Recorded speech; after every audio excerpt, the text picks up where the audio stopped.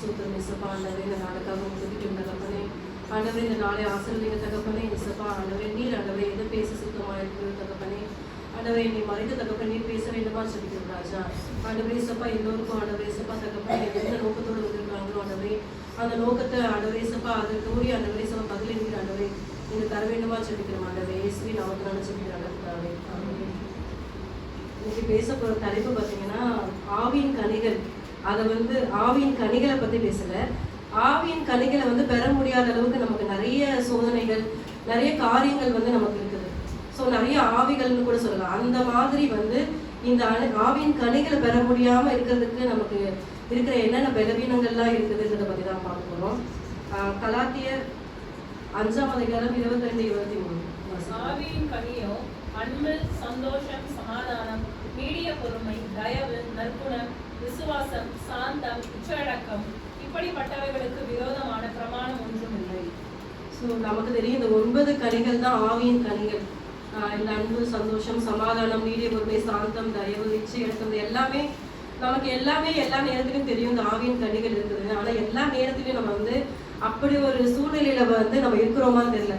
எல்லா நேரத்திலையும் அன்பா இருக்குமா அப்படின்னா அப்படி கிடையவே கிடையாது. சில சூழ்நிலையில நம்மளுடைய குணங்கள் மாறுகின்றது. அன்பா இருக்க வேண்டிய இடத்துல சில இடத்துல கோபப்படுறோம். நற்குணம் இருக்க வேண்டிய இடத்துல நம்மளுடைய குணங்கள் மாறுகிறது. ஸோ இந்த மாதிரி இச்சை அடக்கம் இருக்க வேண்டிய இடத்துல நம்ம அப்படிப்பட்ட இந்த மாதிரி கனிகள் நம்ம கேள்வி நம்ம படிச்சுக்கிட்டே இருக்கோம். ஆனால் அந்த கனிகளை பெற முடியாம நிறைய நம்ம காரியங்கள் நமக்கு மறைவாக இருக்கு. இப்படிப்பட்ட காரியத்தை எதுக்காக இப்படிப்பட்ட காரியம் நடக்குதுன்னா நமக்கும் தேவனுக்கும் நிறைய பிரிவினையை உண்டாக்குது. இந்த அன்பின் இந்த பரிசுத்த ஆவியான இந்த கனிகளை பெற முடியாம நிறைய நிறைய போராட்டங்கள் இருக்குது. எல்லாமே என்ன தேவனுக்கும் நமக்கும் உள்ள உறவை பிரிக்குது.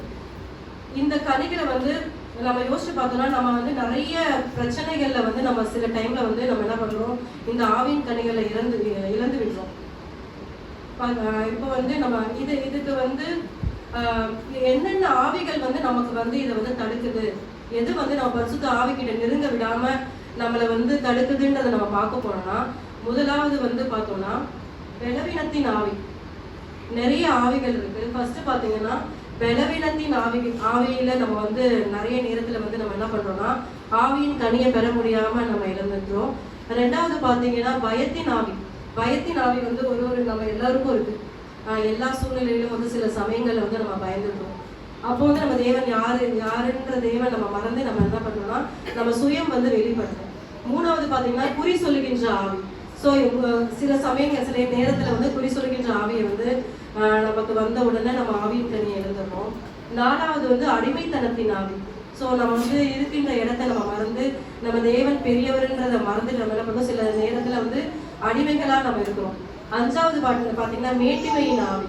ஸோ மேட்டிமையின் ஆவினா ஏதோ ஒரு பதவியோ ஏதோ ஒரு புகழ்ச்சி வந்தோடனே என்ன பண்றோம், நம்ம மேட்டிமை ஆயிடும். ஸோ அந்த ஆவி.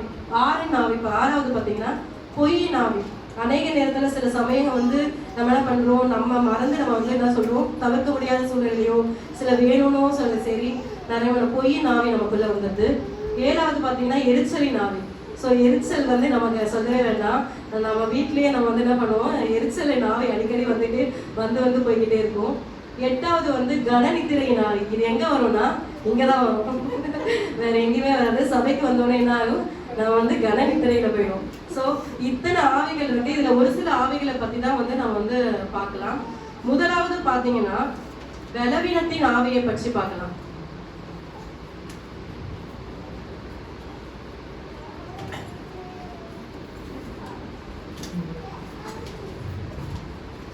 வாசிங்க லூக்கா 13ஆம் அதிகாரம் 11ஆம் வசனம். அப்பொழுது 18 வருஷமாய் பலவீனப்படுத்தும் ஆவியை கொண்ட ஒரு ஸ்திரீ அங்கே இருந்தாள். அவள் எவ்வளவும் நிமிரக்கூடாத பூமியாய் இருந்தாள். ஸோ இங்க பாத்தீங்கன்னா 18 வருஷமா பலவீனத்துல இருக்கிற ஒரு ஸ்திரீயை பற்றி இங்க கூறப்பட்டிருக்கு. ஏசப்பா ஜபாலயத்துல இருக்கும் போது வெளியே வரும்போது பாத்தீங்கன்னா இந்த கூனி அங்க நின்றுட்டு இருப்பான். ஸோ நம்மளால ஒரு நாளோ 2 நாள் பார்த்தீங்கன்னாவே நம்மளால குனிஞ்சு நிற்க முடியாது. ஆனா இவ எத்தனை நாட்கள்னா 18 வருடங்களாக இந்த பலவீனத்துல அவ இருக்கா. இந்த மாதிரி பலவீனம் மட்டும் இல்லை, நமக்கு நிறைய பலவீனங்கள் நமக்கு இருக்கு. சொல்ல முடியாத பலவீனங்கள் நிறைய இருக்கு. உள்ளான பலவீனமும் இருக்கு, வெளிப்படையான ஒரு பலவீனமும் இருக்கு. ஸோ உள்ளான பலவீனம் பார்த்தோன்னா நம்ம அநேக நேரத்தில் என்ன பண்ணுவோம், நம்ம பலவீனப்பட்டிருப்போம். ஏதாவது ஒரு சூழ்நிலை வரும்போது நம்ம என்ன பண்ணுவோம்னா பலவீனத்தின் ஆவி நம்மளை வந்து மேற்கொள்ளுது. நம்ம வந்து தேவனை மறந்து நம்ம என்ன பண்ணுவோம், அந்த பலவீனத்தை மட்டும்தான் எப்பொழுதுமே வந்து என்ன பண்ணுவோம் நினைச்சுக்கிட்டே இருப்போம். ஆனா இந்த இடத்துல வந்து இந்த கூனியை வந்து 18 வருஷமா வந்து குனிஞ்ச நிலையிலே வந்து எங்க இருக்கிறன்னா தேவாலயத்தின் அருகில் இருக்கா. அப்போ வந்து நம்மளும் வந்து அநேக டைம்ல வந்து என்ன பண்ணுவோம்னா அநேக தடவை ஒரு பலவீனத்துக்காக நம்ம ப்ரேயர் பண்ணிக்கிட்டே இருப்போம். ஆனா வந்து நமக்கு அது ஒரு சில நேரத்துல வந்து அது சீக்கிரமா நடக்கலைன்றப்போ நம்ம என்ன பண்ணுவோம்னா தேவனையே நம்ம வந்து கொஸ்டின் கேட்க ஆரம்பிச்சிருவோம். ஏசப்பா நான் வந்து இவ்வளோ பிரச்சனை இருக்கு, இவ்வளோ பலவீனம் இருக்கு, என்னோட வீட்லயோ என்னோட சுத்தி இருக்க சூழ்நிலையிலோ பலவீனத்துல அநேக பலவீனத்துல நான் இருக்கேன். ஆனா வந்து நீங்க ஏன் ஆண்டவரே எனக்கு சீக்கிரமா ஆண்டவரே பதில் சொல்ல மாட்டீங்கன்னு அநேக பலவீனத்துல நம்ம வந்து தேவனை கேள்வி கேட்போம். இப்படிப்பட்ட பலவீனத்துல தான் இந்த கூனி வந்து இருந்திருக்கா. இதுல பாத்தீங்கன்னா தேவன் பலவீனத்துல இருக்க அந்த கூனி வந்து தேவனிடத்துல போகல. அடுத்த வசனம் வாசிக்கலாம். இயேசு அவளை கண்டு தம்மிடத்தில் அழைத்து, ஸ்திரீயே, உன் பலவீனத்தினின்று விடுதலையாக்கப்பட்டாய் என்று சொல்லி அவள் மேல் தமது கைகளை வைத்தார். உடனே அவள் நிமிர்ந்து தேவனை மகிமைப்படுத்தினார். இங்க வந்து அந்த கூனி வந்து போயிட்டு தேவனிடத்துல போயிட்டு எனக்கு வந்து பலவீனம் இருக்குதுன்னு கேட்கல. ஆனா தேவன் வந்து அந்த அவளை பார்த்துட்டு என்ன பண்றாருன்னா அவகிட்ட போயிட்டு என்ன சொல்றாரு, திரும்ப அந்த வசனத்தை வாசிக்கலாம். இயேசு அவளை கண்டு தம்மிடத்தில் அழைத்து, அவர் தான் பக்கத்துல கூப்பிடுறாரு. அவ வந்து போய் தேவனை கூப்பிடல, அவர் அழைச்சவன அவ பக்கத்துல போறா. ஸ்திரீயே, உன் பலவீனத்தினின்று விடுதலையாக்கப்பட்டாய். என்ன சொல்றாருன்னா உன் பலவீனத்திலிருந்து நீ விடுதலையாக்கப்பட்டாயின்னு சொல்றாங்க. சோ இந்த மாதிரி அநேக பலவீனங்கள்ல நம்மளோட வாழ்க்கையில அநேக பிரச்சனைகள் இருக்கலாம். கடன் பிரச்சனையா இருக்கலாம், வீட்டுல வந்து சொல்ல முடியாத பிரச்சனைகள், அநேக பலவீனங்கள் இருக்கலாம். அநேக நேரத்துல வந்து நம்ம பொறுமையை வந்து நம்ம ரொம்பவே இழந்துட்டு நம்ம என்ன பண்றோம்னா ஏசப்பாவை வந்து நம்ம என்ன பண்றோம்னா நம்ம மறந்து ஆவியின் கனியில இருக்க பரிசுத்த ஆவி நமக்கு கொடுத்த ஆவியின் கனியை நம்ம மறந்து என்ன பண்றோம், பலவீனத்தின் ஆவி நமக்குள்ள வந்த உடனே நம்ம என்ன ஆகிடுறோம்னா பலவீனமா ஆயிடுறோம். ஸோ நம்ம என்ன பண்றோம், நமக்கே வந்து ஒரு நம்பிக்கை இல்லாத நிலையாயிடும். ஸோ இப்படிப்பட்ட ஒரு பலவீனத்தின் ஆவி வந்து நமக்கு இருக்கக்கூடாது. ஸோ நாமளும் நமக்கு வந்து வருகின்ற எல்லா பலவீனத்திலையும் வந்து தேவனை எப்போதுமே நினைக்கணும். தேவனை நினைச்சு எவ்வளவு பெரிய தேவன் நம்மளுடைய தேவன். அவர் வந்து எவ்வளவு பலவீனத்தை வந்து குணமாக்கியிருக்காரு. நம்ம பார்த்தோன்னா குருடரை வந்து பார்க்க வச்சிருக்காரு, குஷ்ட ரோகிகளை சுத்தமாக்கியிருக்காரு, வேற வந்து உயிரில்ல மரித்த லாசரையும் உயிரோடு எழுப்பினாரு. இந்த மாதிரி அநேக அற்புதம் வந்து அவர் வந்து நம்ம செஞ்சிருக்காரு. நம்ம வேதத்தை வாசிக்கிறோம். ஆனா அநேக நேரத்துல வந்து நம்ம என்ன பண்றோம்னா பலவீனம் ஆயிட்டு நம்மளுடைய சுய வெளிப்பட்டு என்ன பண்றோம், நம்ம ஆவியின் கனியை இழந்துரும். ஸோ இப்படிப்பட்ட அந்த மாதிரி பலவீனத்தின் ஆவி வந்து நமக்குள்ள இருக்கக்கூடாது. ரெண்டாவது பாத்தீங்கன்னா பயத்தின் ஆவி. 2 தீமோத்தேயு 1:7.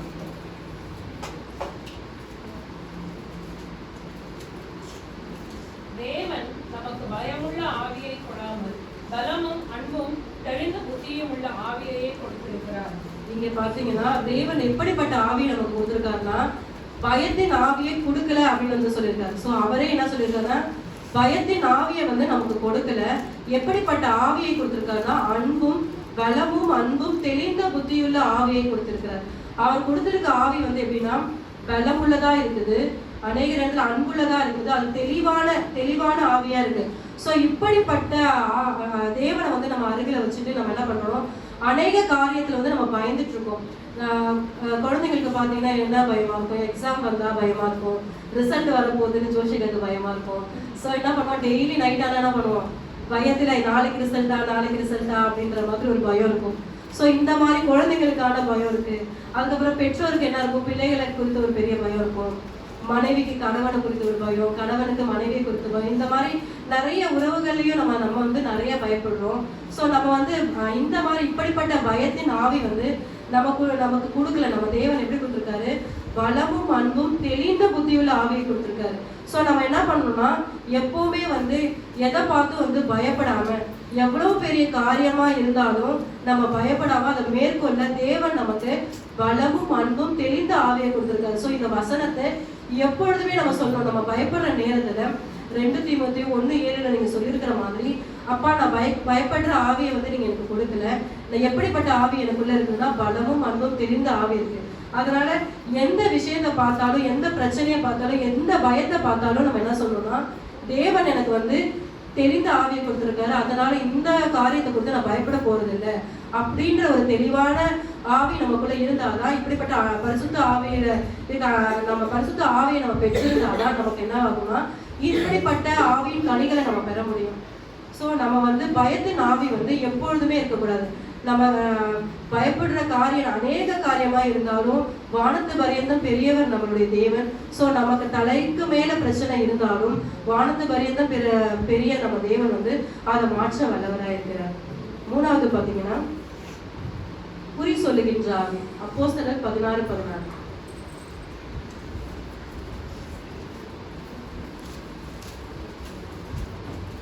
நாங்கள் ஜெபம் பண்ணுகிற இடத்துக்கு போகையில் குறி சொல்ல ஏவுகிற ஆவியை கொண்டிருந்து குறி சொல்லுகிறதுனால் தன் எஜமான்களுக்கு மிகுந்த ஆதாயத்தை உண்டாக்கின ஒரு பெண் எங்களுக்கு எதிர்பட்டார். ஸோ இந்த அதிகாரத்துல என்ன சொல்லுங்கன்னா குறி சொல்லுகின்ற பெண்களை பற்றி போட்டிருக்கு.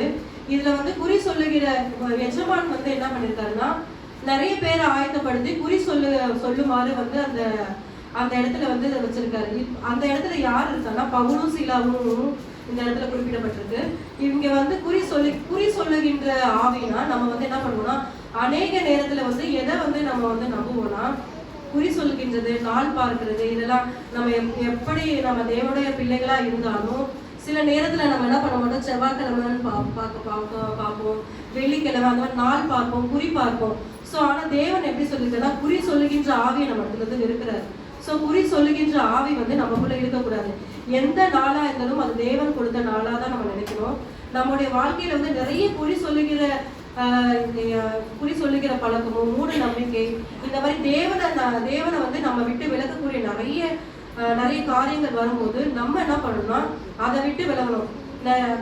சில பேர் என்ன பண்ணுவோம்னா ஏதாவது யாராவது இறந்துட்டாங்க கூட குறி கேட்கறதுக்கு போவாங்க. ஸோ இறந்த ஆவி வந்து பேசுவோம் அப்படின்ற ஒரு நம்பிக்கையில போவாங்க. ஆனா நம்ம இறந்ததுக்கு அப்புறம் நமக்கு என்ன சத்தியம் தெரியும்? நமக்கு இறந்ததுக்கு அப்புறம் நம்ம வந்து திரும்பவும் இங்க வரப்போறது இல்லை. நம்மளோட ஆவியை வந்து அவர் அலக்கழிக்க போறதில்லை. நம்ம வந்து எங்க போவோம்னா நம்ம தேவன் கிட்ட போயிடுவோம். ஆனா இங்க வந்து நம்ம என்ன நம்புறோம்னா குறி சொல்லுகின்ற ஆவியை வந்து நம்ம நம்பிட்டு இருக்கோம். ஸோ இப்படிப்பட்ட குறி சொல்லுகின்ற ஆவியையும் அந்த மூட நம்பிக்கைகளையும் நம்ம வந்து விட்டு விலகணும் அப்படின்றது நீங்க சொல்லியிருக்குது. நம்ம வந்து எப்படி இருக்கணும் அப்படின்றத பார்த்துதான் நம்ம பிள்ளைகளும் வளருவாங்க. நம்ம வந்து இப்படிப்பட்ட காரியத்துக்கு வந்து முக்கியத்துவம் கொடுத்தோம்னா நம்ம வீட்டுல நம்ம பிள்ளைகளும் வெளியில இருக்கிறவங்களும் நம்ம வந்து எப்படி சொல்லுவாங்கன்னா இவங்களே நாள் பார்க்கறாங்க, குறி பார்க்கறாங்கன்னு நம்மள சொல்லுவாங்க. ஸோ வீட்லயும் சரி, திருமணத்துலயும் சரி, நிறைய விஷயங்கள்லயும் நம்ம என்ன பண்ணக்கூடாது, இப்படிப்பட்ட குறி சொல்லுகின்ற ஆவியை வந்து நம்ம நம்பக்கூடாது. எதை செஞ்சாலும் வந்து நம்ம என்ன பண்ணணும்னா தேவனுடைய மகிமைக்காக தான் நம்ம பண்ணணும். தேவனுடைய எந்த காரியம் செஞ்சாலும் தேவனுக்கு இது பிரியமா இருக்குது. நம்ம ஜெபித்துட்டு நம்ம என்ன காரியம் செஞ்சாலும் அது எந்த கிழமையா இருந்தாலும் எந்த நாளா இருந்தாலும் யாரையும் அதை வந்து நமக்கு என்ன ஆகாது, அது நமக்கு பழிக்க போறதே கிடையாது. ஏன்னா தேவன் வந்து நம்ம கூட இருக்கிறாரு. இப்படிப்பட்ட குறி சொல்லுகின்ற ஆவியை வந்து நம்ம நம்ப கூடாது. நாலாவது பாத்தீங்கன்னா அடிமைத்தனத்தின் ஆவி. ரோமர் 8:15.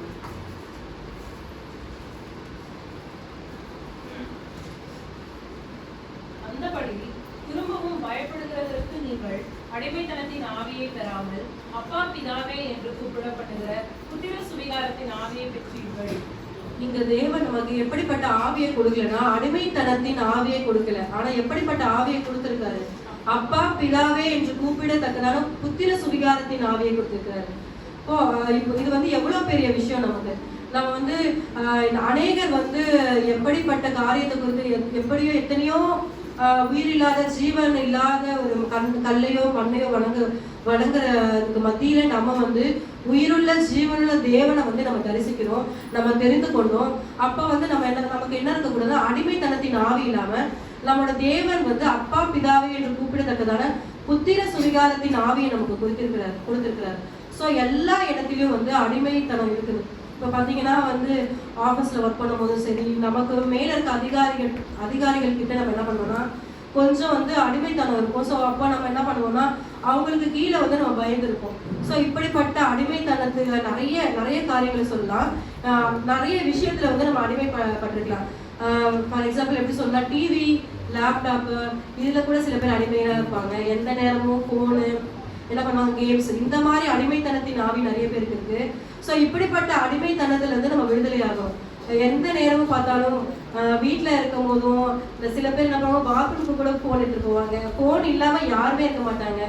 டிவி எந்த நேரமும் 8 மணி ஆச்சுன்னா சரி, 9 மணி ஆச்சுன்னா என்ன பண்ணுவோம், அந்த டிவி நம்மள என்ன பண்ணுறது, அடிமையாக்கிடுது.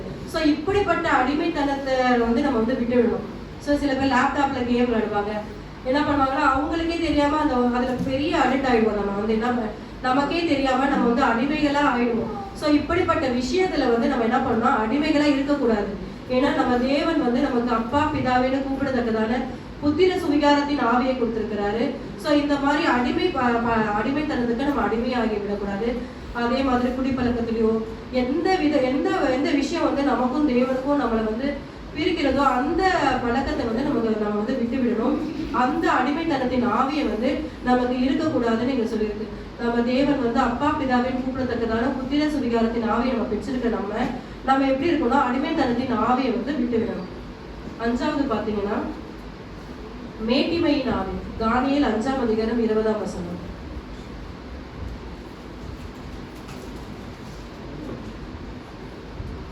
அவருடைய இருதயம் மேட்டிமையாகி அவருடைய ஆவி கர்ப்பத்தினாலே கடினப்பட்ட போது அவர் தமது சிங்காசனத்திலிருந்து தள்ளப்பட்டார். அவருடைய மகிமை அவரை விட்டு அகன்று போயிற்று. இதுல வந்து இந்த அதிகாரத்துல வந்து நம்ம என்ன பார்க்கணும்னா தானியேலை பத்தி நம்ம பார்க்கணும். அதுக்கு முன்பதாக பார்க்கணும்னா இது வந்து நேபுகாத் நேசருடைய மகனை பத்தி இங்க வந்து சொல்லப்பட்டிருக்கு. இவர் தான் அந்த டைம்ல வந்து ராஜாவா இருக்கிறாரு. அவரோட பேர் பார்த்தீங்கன்னா 1ஆம் அதிகாரத்துல படிங்க. பெல்ஷாத்சார் என்னும் ராஜாவின் பிரபுக்களில் 1000 பேருக்கு ஒரு பெரிய விருந்து செய்து அந்த 1000 பேருக்கு முன்பதாக திராட்சை ரசம் குடித்தார். இதுல யாரை பற்றி போட்டிருக்குன்னா பெல்ஷாத்சார். இவர் யாரா, நேபுகாத் நேசருடைய மகன். இவன் எப்படி இருந்தாருன்னா இவரோட பொறுப்பு என்னன்னா ராஜாவா இருந்தாரு. ஆனா இவர் என்ன பண்றாருன்னா, வாசிங்க 3ஆம் வசனம். தானியேல் 5ஆம் அதிகாரம் 3ஆம் வசனம். அப்பொழுது எருசலேமில் உள்ள தேவனுடைய வீடாகிய ஆலயத்திலிருந்து எடுக்கப்பட்ட பொற்பாத்திரங்களை கொண்டு வந்தார்கள். அவைகளில் ராஜாவும் அவனுடைய பிரபுக்களும் அவனுடைய மனைவிகளும் அவனுடைய வைப்பாட்டிகளும் குடித்தார்கள். ஸோ இந்த இடத்துல என்ன போட்டிருக்குன்னா, பரிசுத்த பாத்திரமாகிய தேவன் கொடுத்த பாத்திரம். தேவன் கொடுத்தது வந்து நம்ம பரிசுத்த ஆலயத்திலிருந்து எடுத்து இவர் என்ன பண்றாருன்னா பாவம் செஞ்சிடாரு. என்ன பாவம்னா, அந்த கொடுத்திருக்கிற அந்த பொற்பாத்திரத்துல என்ன பண்றாங்கன்னா குடிக்கிறாங்க. ராஜாவும் மனைவிகள் பிரபுக்கள் அவங்களோடு இருந்த எல்லாரும் சேர்ந்து அந்த பொற்பாத்திரத்துல வந்து குடிக்கிறாங்க. அது குடிச்சதுனால என்ன ஆச்சுன்னா தேவனுக்கு கோபம் வந்துச்சு. அப்ப வந்து 4வது வசனத்துல பாருங்க, திராட்சரசம் குடித்து பொன்னும் வெள்ளியும் வெண்கலமும் இரும்பும் மரமும் கல்லும் ஆகிய தேவர்களை புகழ்ந்தார்கள். ஸோ இதை குடிச்சிட்டு அவங்க என்ன பண்றாங்கன்னா பொன்னால வெள்ளியால மரத்தால ஸோ இந்த மாதிரி செஞ்ச ஒரு பொருளை வந்து என்ன பண்றாங்கன்னா குடித்து வெறித்து அவங்க என்ன பண்றாங்கன்னா புகழ்றாங்க. அப்போ வந்து இது தேவனுக்கு வந்து இது வந்து பிடிச்ச காரியமா, இது வந்து தேவன் வந்து இது ரொம்ப வெறுக்கிறாரு. அப்ப தேவனுக்கு கோபம் வந்து என்ன பண்றாருன்னா 5ஆம் வசனத்தை பாருங்க, படிங்க. அந்நேரத்திலே மனுஷ கைவிரல்கள் தோன்றி விளக்குகளுக்கு எதிராக ராஜ அரமனையின் சார்ந்து பூசப்பட்ட சுவரிலே எழுதிற்று. எழுதின அந்த கையுறுப்பை ராஜா கண்டான். ஸோ இங்க வந்து செவத்துல வந்து திடீர்னு ஒரு கைவிரல் தோன்றி என்னாச்சுன்னா ஒரு வார்த்தை எழுதப்பட்டிருக்கு. ஸோ அந்த வார்த்தை எழுதின உடனே இவர் என்ன பண்ணாரு, இந்த ராஜா ரொம்ப பயந்துட்டாரு. ஸோ பயந்த உடனே என்னவா இருக்கும், அந்த வார்த்தையோட அர்த்தம் வந்து அவருக்கு புரியல. என்ன வார்த்தையா இருக்குன்றதுக்கு வந்து ரொம்ப அவர் வந்து கலங்கி போய் நிற்கிற நேரத்துல அவர் என்ன பண்றாருன்னா அவங்க இருக்கிற குறி சொல்றவங்க எல்லாரையும் அழைக்கிறாரு. அழைச்சி 7வது வசனத்தை படிங்க. ராஜா உரத்த சத்தமிட்டு ஜோசியரையும் கல்தேயரையும் குறி சொல்லுகிறவர்களையும் உள்ளே அழைத்து வரும்படி சொன்னார். ராஜா பாபிலோன் ஞானிகளை நோக்கி, இந்த எழுத்தை வாசித்து இதன் அர்த்தத்தை எனக்கு வெளிப்படுத்துகிறவன் எவனோ அவன் ரத்தாம்பரமும் கழுத்திலே பொற்சர பணியும் தரிக்கப்பட்டு ராஜ்யத்திலே 3ஆம் அதிபதியால் இருப்பான் என்று சொன்னான். ஸோ இங்க வந்து என்ன பண்றாருன்னா ராஜா வந்து சத்தமிட்டு அழைக்கிறாரு. ஜோசியரையும் கல்தேயரையும் குறி சொல்லுகிறவங்க இப்படிப்பட்ட நிறைய பேரை வந்து அழைச்சு என்ன சொல்றாங்க, இதோட அர்த்தத்தை நீங்க எனக்கு சொன்னீங்கன்னா என்ன தருவேன்னு சொல்றாரு. அதோட கடைசி வசனத்தை படிக்கலாம்.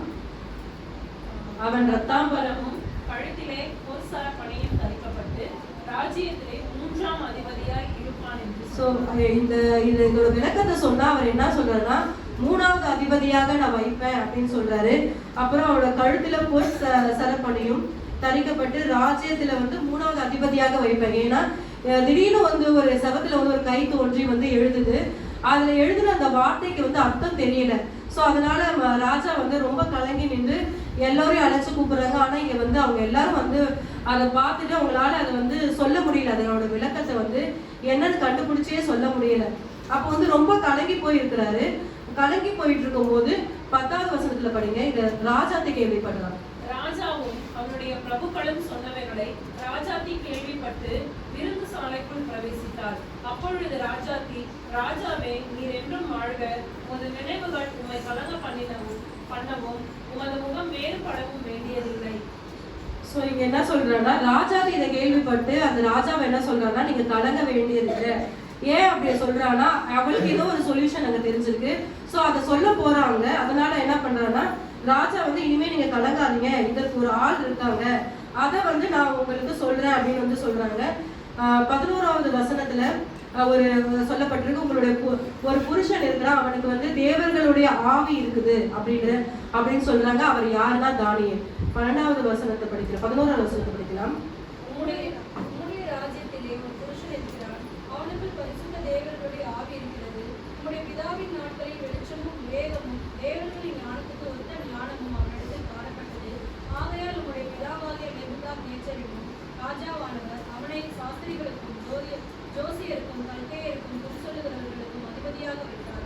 ஸோ அது யாருன்னா, இப்படி இப்போ முதல்ல வந்து யாரை கூப்பிடுறாங்க, குறி சொல்லுகிறவங்க, ஜோசியம் சொல்ற எல்லாரையும் கூப்பிடுறாங்க. ஆனா இவர்களுக்கும் அதிகாரியா வந்து வச்ச ஒருத்தரை வந்து சொல்றாரு. யாரு அதிகாரியா இருந்த தானியேலை பத்தி சொல்லப்பட்டிருக்கு. அது வந்து நேபுகாத்நேச்சர் காலத்துல வந்து இவர் வந்து அவர்களுக்கு எல்லாம் தலைவரா இருக்கிறாரு. ஸோ நீங்க அவரை கூப்பிட்டீங்கன்னா இந்த செவத்துல எழுதிருக்க எழுத்துக்கு வந்து விளக்கம் வந்து உங்களுக்கு சொல்லிடுவாங்க அப்படின்னு சொல்றாங்க. அப்படி சொன்னதுக்கு அப்புறம் என்ன பண்றாருன்னா, ராஜா வந்து அந்த தானியேலை அழைக்கிறாரு. 14வது வசனத்துல ராஜா வந்து தானியேலை அழைக்கிறாரு. அது வாசிங்க.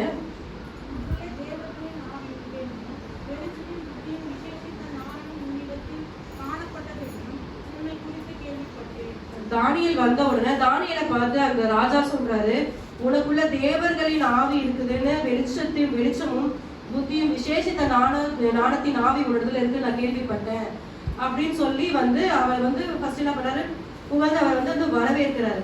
அப்புறம் வந்து என்ன சொல்றாருன்னா, முன்னாடி சொன்னது அந்த எல்லாரையும் அழைச்சு வந்து நான் என்னென்னலாம் கொடுப்பேன்னு சொன்னாரோ அதையே வந்து இந்த தானியேலுக்கு சொல்றாரு. நீ வந்து இந்த விளக்கத்தை நீ எனக்கு சொன்னா, நான் வந்து உன்னை வந்து 3வது அதிபதியாகவும் வைப்பேன், உனக்கு வந்து என்ன கொடுப்பேன்னு சொன்ன எல்லாவற்றையும் நான் வந்து உனக்கும் கொடுப்பேன் அப்படின்னு சொல்றாரு. ஆனா தானியேல் அதை கேட்டு என்ன பண்றாருன்னா, 17வது வசனத்துல எனக்கு எதுவுமே வேண்டாம். ஆனா எனக்கு அப்பொழுது தானியேல் ராஜா சமூகத்தில் பிரதியுத்தரமாக, உம்முடைய வெகுமானங்கள் உம்மிடத்திலே இருக்கட்டும், உம்முடைய பரிசுகளை வேறொருவருக்கு கொடும். இந்த எழுத்தை நான் ராஜாவுக்கு வாசித்து இதில் அர்த்தத்தை தெரிவிப்பேன். அவர் என்ன சொன்னாரு, இது எதுவுமே எனக்கு தேவையில்லை, ஆனா இதை படிச்சு இதோட அர்த்தத்தை வந்து நான் உனக்கு சொல்றேன் அப்படின்னு வந்து சொல்றாரு. அதுக்கப்புறம் தான் அந்த 18வது வசனத்துல, ராஜாவே, உன்னதமான தேவனுடைய பிதாவாகிய நேபுகாத்நேச்சருக்கு ராஜ்யத்தையும் மகத்துவத்தையும் கனத்தையும் மகிமையும் கொடுத்தார். ஸோ இப்படிப்பட்ட எல்லாத்தையும் கொடுத்துருக்கிறாரு. ஆனா நீங்க என்ன பண்ணிருக்கன்னா, தேவனோட பொற்பாத்திரத்துல என்ன பண்ணிருக்கேன்னா குடிச்சு, நீ மட்டும் இல்லாம உன்னை சுத்தி இருந்த எல்லாரையும் குடிக்க வச்சு பரிசுத்த ஸ்தலத்தை வந்து என்ன பண்ணாருன்னா அவர் வந்து அசுத்தப்படுத்தியிருக்காரு. ஸோ இதை வந்து தேவன் எச்சரிக்கிற வகையில தான் இப்படிப்பட்ட ஒரு இது எழுத்தை வந்து அங்க எழுதுறாங்க. அப்ப நேபுகாத்நேச்சர் வந்து 20வது வசனத்துல சொல்றாரு, படிங்க.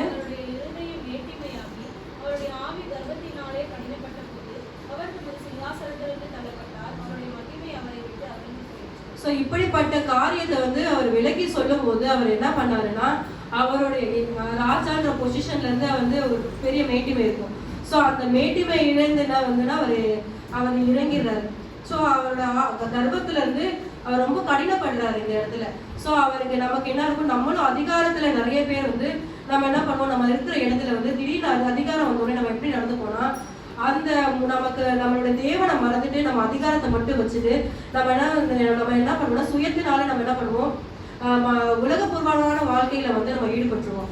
ஆனா தேவன் யார் என்று நம்ம மறந்துட்டு நம்ம வந்து செய்யக்கூடாத பாவங்களையும் நம்ம அந்த இடத்துல நம்ம செஞ்சிடும். ஸோ இப்படிப்பட்ட காரியத்தை வந்து அவர் விளக்குறாரு. இது 25வது வசனத்துல அவர் அர்த்தத்தை சொல்றாரு. எழுதப்பட்ட எழுத்து என்னவென்றால் மெனே மெனே தெக்கே உபாசின் என்பதே.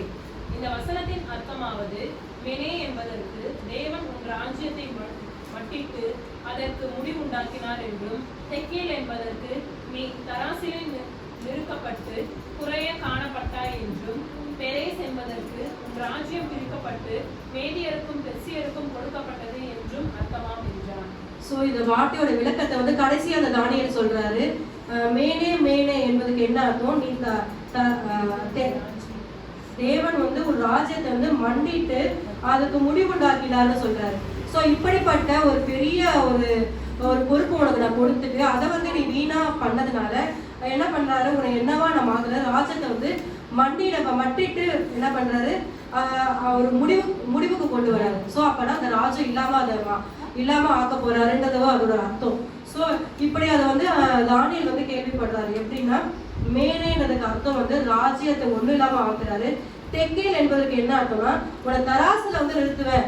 தராசுல நிறுத்தி பார்க்கும் போதுன்னா, இப்ப நம்மளோட வாழ்க்கையில நிறைய அநேக இடத்துல வந்து தராசுல நம்ம வச்சா நம்ம வந்து எப்படி இருப்போம் அப்படின்றது நமக்கே தெரியாது. நம்ம வந்து உயர்ந்திருப்போமா கீழே போயிடுவோமான்னு தெரியாது. நம்மளுடைய ஆவி நம்மளுடைய பரிசுத்த ஆவியை வந்து நம்ம நிறுத்தி பார்த்தோம்னா எத்தனை ஆவி நம்ம வந்து பெற்றிருக்கோம், எத்தனை ஆவி நம்ம கிட்ட பெறாம என்ன ஆவிகளை நம்ம வச்சிருக்கோன்றது வந்து நமக்கே தெரிஞ்சிடும். ஸோ இப்படிப்பட்ட ஒரு காரியத்தை வந்து இவர் செஞ்சனால இவர் தராசுல நிறுத்தப்பட்டு அவர் வந்து குறைய காணப்பட்டாய், ஏன்னா குறைஞ்சிட்டாரு. ஏன்னா தராசுல நிறுத்தின உடனே அவரோட பாவம் என்ன ஆச்சுன்னா எல்லாத்தையும் வந்து குறைவுண்டாக்கிடுச்சு. 28ல படிங்க. பேரேஸ் என்பதுக்கு என்ன அர்த்தம்னா, சோ அவர்கிட்ட இருந்த ராஜ்யத்தை பிரிச்சு வந்து அவர் வந்து வேற ஒருத்தவங்களுக்கு கொடுத்துறாரு. சோ இப்படிப்பட்ட வந்து மேட்டிமை நம்ம கிட்ட இருந்துச்சுன்னா நம்ம கிட்ட இருக்கிற அந்த பதவி என்ன பண்ணோம்னா பிரிக்கப்படும். நம்மளும் வந்து தேவன் நமக்கும் ஒரு நாள் வந்து தராசுல வந்து நம்மளுக்கு அளக்கும் போது நம்ம வந்து எப்படி போனா இதே மாதிரி மட்டிட்டு நம்ம என்ன பண்ணுவோம்னா நம்ம வந்து உருக்குலைக்கு போவோம். ஸோ இந்த பரிசுத்த ஆவியை வந்து நம்ம கிட்ட இல்லாம போச்சுன்னா நம்மளும் வந்து இதே மாதிரி என்ன பண்ணுவோம்னா ஒரு நியாயத்தீர்ப்பின் நாள்ல வந்து நம்ம நிற்கும் போது மேட்டிமையின் ஆவி நமக்குள்ள வந்துச்சுன்னா நம்மளும் அன்னைக்கு வந்து நியாயத்திற்கும் போது நம்மளும் தேவனுடைய இதுக்கு வந்து நம்ம என்ன பண்ணுவோம்னா இதே மாதிரி நியாயத்திற்கப்படுவோம். ஸோ எப்படிப்பட்ட காரியங்கள் வந்து நம்ம இப்படிப்பட்ட காரியங்கள் எல்லாமே நம்ம வந்து அதாவது இப்படிப்பட்ட ஆவிகள் நமக்குள்ள இருக்கிறதுனால அநேக நேரத்துல பரிசுத்த ஆவியை வந்து நம்ம இழந்துடுறோம். ஸோ இப்படிப்பட்ட இந்த ஆவி வந்து நம்ம கிட்ட இந்த ஆவி நம்ம கிட்ட இருக்குதான்றத வந்து நம்ம தினமும் வந்து நம்மளே நமக்குள்ள பார்க்கலாம்.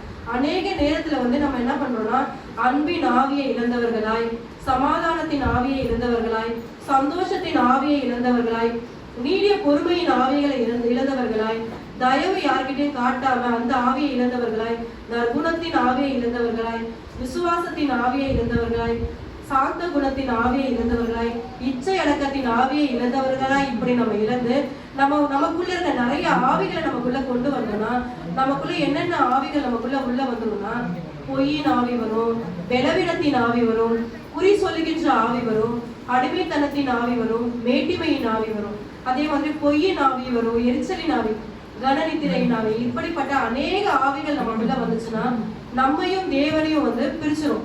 ஸோ நம்ம வந்து தேவன் கிட்ட சேர முடியாம பிரிக்கின்ற ஆவிகள் இவதான். இந்த ஆவிகளுக்காக நம்ம என்ன பண்ணோம்னா தினமும் வந்து பிரயாசப்பட்டு ஜெபம் பண்ணி இப்படிப்பட்ட ஆவிகள் எங்களுக்குள்ள இருந்து எடுக்கணும் கர்த்தாவே. இப்படிப்பட்ட எல்லாரும் எழுந்துக்கலாம். எழுந்து தேவனை நோக்கி நம்ம ஒரு விசையா அவரை பார்த்து நம்ம ஜெபிக்கலாம். ஒரு வேளையில இருந்திருக்கலாம். ஆண்டவரை இப்படிப்பட்ட அன்பின் ஆவி எங்களுக்குள்ள தாங்க ஏசப்பா. ஒரு வேளை ஆண்டவரை நாங்க சாந்தத்தின் ஆவியிலிருந்து ஆண்டவரை ஏசப்பா கோபத்தின் ஆவி எங்களுக்குள்ள வந்திருக்கலாம். இப்படிப்பட்ட கோபத்தின் ஆவி எங்களுக்கு எடுத்து போடுங்கப்பா. ஆண்டவரை சந்தோஷத்தின் ஆவி எங்க குடும்பத்துல இல்லாம இருக்கலாம்.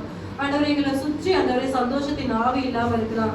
அப்படிப்பட்ட ஆவி எங்களுக்கு கொடுங்க தேவனே ஏசப்பா. நீடிய பொறுமையுள்ள ஆவி ஆண்டவரே எல்லா நேரத்திலும் ஆண்டவரை எங்களை பொறுமையின் ஆவியை நீங்க கொடுங்க ஏசப்பா. ஆண்டவரை நம்ம தேவனிடத்துல கேட்கலாம். இப்படிப்பட்ட ஆவி அந்த 9 ஆவிகளையும் அன்பின் கனிகளையும் தேவன் கிட்ட நம்ம கேட்கலாம். கேட்ட தேவன் நமக்கு கொடுக்க வல்லவரா இருக்கிறார். அவர் வந்து வானத்து பெரிய பெரிய தேவன். நம் தேவன் அவர் வந்து கொடுக்க முடியாத ஒரு காரியம் இந்த உலகத்திலே இல்லை. அவர் வந்து இந்த உலகத்துல நமக்காக பிறந்தார். நமக்காக மரித்தார், நமக்காக மீண்டும் வரப்போகிற தேவனா இருக்கிறார்.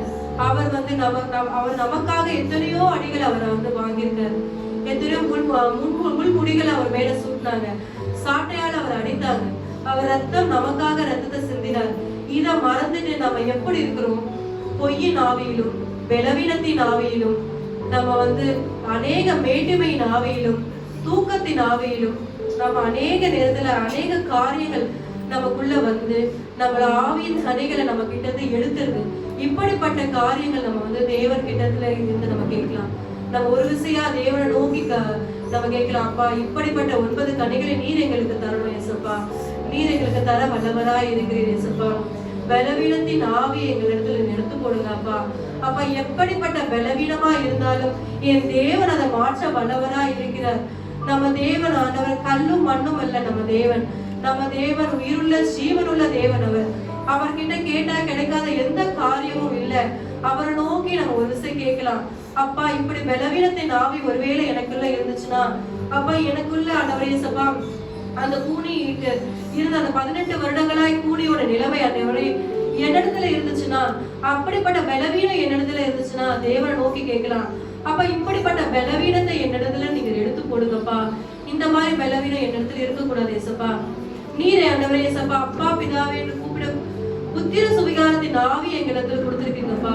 இப்படிப்பட்ட பலவீனத்தின் ஆவியை நீர் எங்க இடத்துல எடுத்து போடுங்க தேவனே. நம்ம அவரை நோக்கி கேட்கலாம். ஒரு சில நேரத்துல நம்ம வந்து பயத்தின் ஆவியில நம்ம வந்து பயந்து இருக்கலாம். அநேக காரியத்தை குறித்து இந்த வேலையில கூட பயந்துட்டு இருக்கலாம். நாளைக்கு என்ன ஆகும்னு ஒரு பயத்துல நம்ம இருக்கலாம். அப்படிப்பட்ட பயத்தின் ஆவி நமக்குள்ள இருந்துச்சுன்னா தேவனை நோக்கி கேட்கலாம், அப்பா இந்த பயத்தின் ஆவி என் இடத்துல எடுத்து போடுங்கப்பா. இனிமே நான் பயப்படக்கூடாது ஆண்டவரே. அப்பா நான் தெரிந்த ஆவியை பெறணும் ஆண்டவரே. அப்பா நான் புத்தியுள்ள ஆவியை பெறணும், பலமுள்ள ஆவி என் இடத்துல கொடுங்க ஏசப்பா அப்படின்னு கேட்கலாம். குறி சொல்லுகின்ற ஆவி, நாள் பார்க்கின்ற ஆவி, இந்த மாதிரி ஆவி உங்களிடத்துல இருந்துச்சுன்னா இந்த வேலை ஒரு விசையா அவரத்துல ஒப்பு கொடுத்து, அப்பா இந்த மாதிரி நாள் பார்க்காம கிழமைகள் பார்க்காம நேரத்தை பார்க்காம அப்ப குறி சொல்லுகின்ற ஆவி என் இடத்துல எடுத்து கொடுங்கப்பா. இப்படிப்பட்ட ஆவி இடத்துல இருக்க வேண்டாம் ஆண்டவரே. அடிமைத்தனத்தின் ஆவி என் வேலை இடத்துல இருந்துச்சுன்னா அப்படிப்பட்ட அடிமைத்தனத்துல நான் எந்த விஷயத்துல எந்த காரியத்துல நான் அடிமையா இருக்கிறேன் அப்பா. ஒருவேளை மொபைல் போன்லயோ, வெளியில ஃப்ரெண்ட்ஸோட டைம் ஸ்பெண்ட் பண்றதுலயோ, வேற மனிதர்களோட நம்ம ஆண்டவரை பேசுறதுலயோ, அவங்க கிட்ட நம்ம டைம் கொடுக்கறதுலயோ, லேப்டாப்ல கேம் விளையாடுறதுலயோ, இல்ல எப்படிப்பட்ட காரியம் நம்ம விட்டு தேவனை விட்டு நம்ம பிரிக்கின்ற காரியத்துல நம்ம இருக்கிறோம். இப்படிப்பட்ட அடிமைத்தனத்தின் ஆவியிலிருந்து நம்ம விடுதலையாக தேவனத்துல ஒப்பு கொடுத்து கேட்கலாம், அப்பா இப்படிப்பட்ட காரியத்தை என்னால செய்ய முடியாது, நான் மனுஷன் தகப்பனே. அப்பா நீர் ஆண்டவரை எங்களுக்கு கொடுங்க தகப்பனே. இப்படிப்பட்ட ஆவி எங்களிடத்துல கொடுத்த அடிமைத்தனத்தின் ஆவி எங்களிடத்துல எடுத்து போடுங்கப்பா. அப்பா நீர் அப்பா நாங்கள் அடிமைத்தனத்தின் ஆவியை பெறாம அப்பா பிதாவே என்று கூப்பிடத்தக்கதான புத்திர சுவிகாரத்தின் ஆவியை எங்களிடத்துல கொடுங்கன்னு கேட்கலாம். மேட்டுமை ஒரு வேலை நம்ம இடத்துல இருந்துச்சுன்னா அப்படிப்பட்ட மேட்டுமையின் ஆவியை நம்ம இந்த வேலையில எடுத்து போடலாம். நம்ம தேவன் மட்டும்தான் நமக்கு எல்லாமே. நம்மளுடைய பதவிகளோ, நம்மளோட பணமோ, நம்மளோட பொசிஷனோ, நம்ம இருக்கிற இடமோ, அப்படிப்பட்ட ஒரு மேட்டுமை ஒருவேளை நமக்குள்ள இருந்துச்சுன்னா அப்படிப்பட்ட மேட்டுமை நம்ம எடுத்துக்கொள்ளலாம். இந்த ராஜா மேட்டுமையா இருந்து பாவம் செஞ்சது மாதிரி நம்மளும் என்ன பண்ணணும், நம்மளோட வாழ்க்கையில இப்படிப்பட்ட மேட்டுமையை தூக்கி போட்டுட்டு பயபக்தியோட எந்த நேரம் தேவனிடத்துல பயபக்தியோட இருந்து பரிசுத்த ஆவியை பெறதுக்காக அதுக்கு என்ன காரியத்தை நம்ம செய்யணும், என்ன கனிகளை நம்ம பெறணும்ன்றது நம்ம எச்சரிக்கையா இருக்கணும். நம்ம பிள்ளைகளுக்கும் அதை சொல்லிக் கொடுக்கணும். நம்ம மேட்டிமை நாவி ஒரு வேலை இருந்துச்சுன்னா அப்படிப்பட்ட மேட்டிமை நாவியை வெளியே எடுத்து போட்டுருங்க ஏசப்பா அப்படின்னு கேட்கலாம். ஒருவேளை பொய்யின் ஆவி, எரிச்சலின் ஆவி, கனநித்திரை நாவி ஒரு வேலை இருந்துச்சுன்னா அப்பா இப்படிப்பட்ட ஆவி எங்களிடத்துல எடுத்து போடுங்கன்னு செபிக்கலாம். ஏசப்பா ஸ்தோத்திரம் ஆண்டவரே.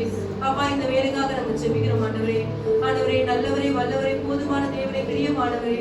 அப்பா நாங்க வழங்குகின்ற தேவன் கல்லோ மண்ணோ இல்லப்பா, உயிருள்ள ஜீவனுள்ள தேவன் அப்பா. நீர் பெரியவர், சர்வ சிருஷ்டிக சர்வ லோகத்தையும் படைத்த தேவன் அப்பா. அப்பா நீர் ஆண்டவரே எங்களை ஒரு விசையாய் தகுதிப்படுத்துங்கப்பா. அப்பா நாங்க ஆவியின் கனிகளை பெறுறதுக்கு தகப்பனே எங்களுக்கு தடையா இருக்கிற எல்லாவற்றையும் நீக்கி போடுங்கப்பா. ஒருவேளை ஆண்டவரே அப்பா எங்களை மேட்டுமை தடையா இருந்துச்சுன்னா மேட்டுமை மாற்றி கொடுங்கப்பா. இந்த வேலையில நாங்க ஒப்பு கொடுத்து செபிக்கிறோம் ஆண்டவரே. இப்படிப்பட்ட காரியத்தை நீர் எங்களுக்கு ஆண்டவரே ஒரு விசையா ஆண்டவரே எங்களுக்கு தரமாக கேட்டுக்கொள்ளுங்கப்பா. ஆண்டவரே எங்களால முடியாத தகப்பனே அப்பா. ஆண்டவரே பலவீனத்துல நாங்க ஆண்டவரே பலன் இல்லாம போயிருக்கோம்ப்பா. இப்படிப்பட்ட பலவீனத்தை மாற்றி கொடுங்கப்பா. அப்பா, நாங்க எங்களுக்கு மருத்துவர்களால நாங்க கைவிடப்பட்டோம்ப்பா. ஆண்டவரே, மனுஷங்களால கைவிடப்பட்டிருக்கோம் இயேசப்பா. ஆனா என் தேவன் ஆண்டவரே, நீர் பெரியவரப்பா. நீர் எங்களோட ஆண்டவரே இயேசப்பா, பரம வைத்தியரப்பா. அப்படிப்பட்ட ஆண்டவரே பலவீனத்தின் ஆவியை மாற்றி கொடுங்க ஆண்டவரே. என் தேவனே, நீர் எல்லா ஆண்டவரையும் பரிசுத்த ஆவியின 9 கனிகளில் எங்களுக்கு கொடுக்க வேண்டுமா ஜெபிக்கிறோம்.